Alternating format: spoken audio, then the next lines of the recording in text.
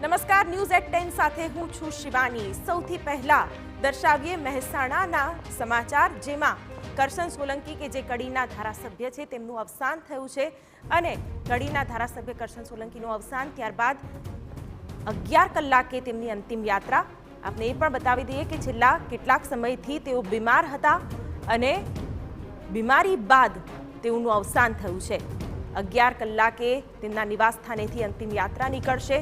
કરશન સોલંકી છેલ્લા ઘણા સમયથી કેન્સર સામે ઝઝૂમી રહ્યા હતા અને તેમનું અવસાન થયું છે। કડી વિધાનસભામાં છેલ્લી 2 ટર્મથી ભાજપના ધારાસભ્ય તરીકે ચૂંટાતા આવ્યા છે। 108ના હુલામણા નામથી જાણીતા હતા કરશન સોલંકી। વતન નગરાસણ ખાતે અંતિમ સંસ્કાર કરાશે।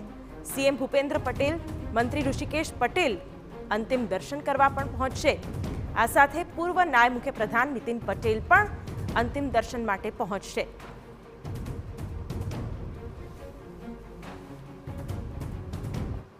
સમાચાર જાણીને કડી શહેર અને તાલુકાના અંદર શોકનું મોજું ફેલાઈ ગયું છે।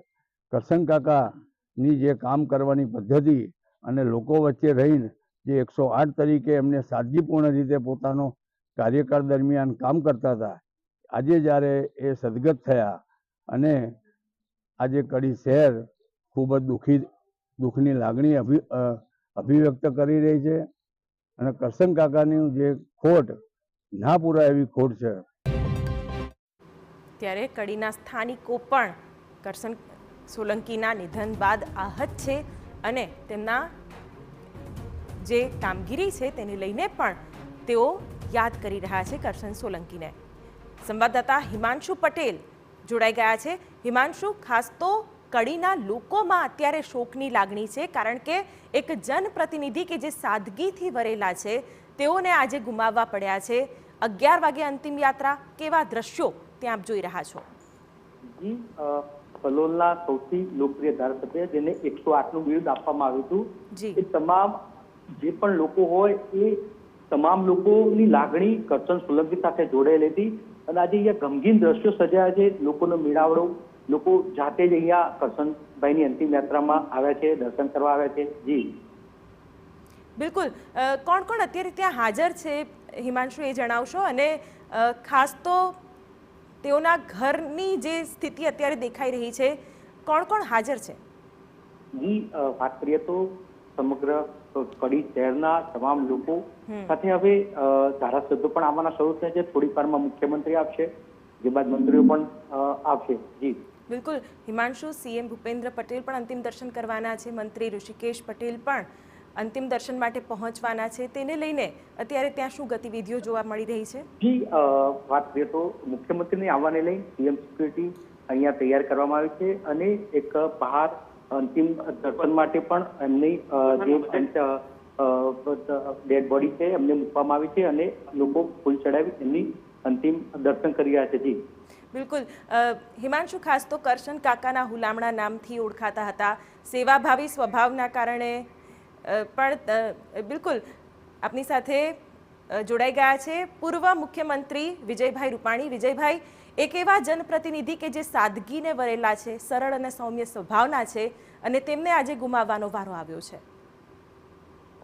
પહેલા તો આ સમાચાર માનવામાં જ નહોતા આવતા, જી, કારણ કે કરશનભાઈ ખૂબ એક્ટિવ, હરતા ફરતા માણસ હતા અને એકદમ સાદા સીધા અને દહીતમમાં મારી સાથે 5 વર્ષ એમને કડીનું નેતૃત્વ કર્યું હતું। કડીના ધારાસભ્ય હતા, અવારનવાર નાના માણસોના કામ લઈને આવતા, ખૂબ સીધા માણસ હતા।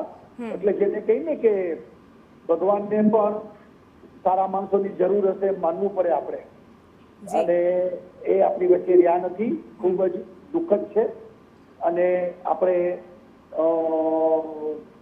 કરશનભાઈના આત્માને ભગવાન શાંતિ આપે તેવી પ્રાર્થના કરું છું। વિજયભાઈ, કોઈ એવો પ્રસંગ તમને યાદ આવતો હોય એમની સાથેનો?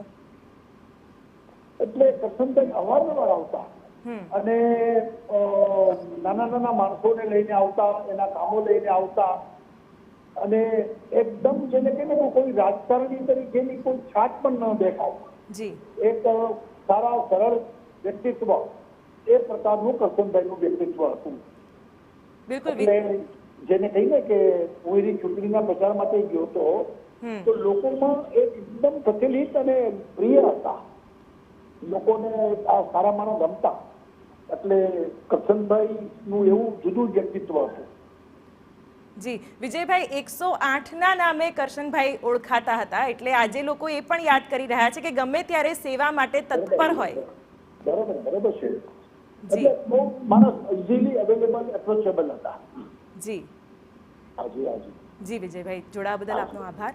તો પૂર્વ મુખ્યપ્રધાન વિજય રૂપાણીએ પણ શોક વ્યક્ત કર્યો અને જે સેવા ભાવના છે તેની પણ તેઓએ યાદગીરી કરી.